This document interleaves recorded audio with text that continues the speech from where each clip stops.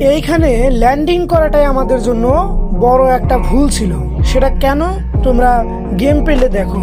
তো এইখানে নামার সাথে সাথে কোনো গান পাই না, কিন্তু এইখানে প্রচুর ম্যান নামে। আমার অলরেডি হ্যাকারের টিমমেট আমার এসপি খাইয়ে দিছে। হ্যাকারের টিমমেট বলতে সবাই আমার টিমমেট গায়েব, এখন বলতেছে হ্যাকার আছে। আমি বিশ্বাস করি না। পরবর্তীতে এখানে আমাকে মোটামুটি ড্যামেজ দিল, তখন একটু একটু বিশ্বাস হইলো যে এটা হয়তো হ্যাকারেরই কাজ।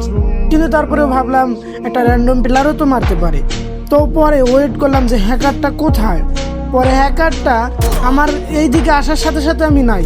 পরে বিশ্বাস করলেও আর কিছু করার নাই। তো যাই হোক, তো হ্যাকারে একটু গেম প্লে দেখতে চাই। তো দেখি পুরো একদম ড্যামেজ ছাড়াই নক।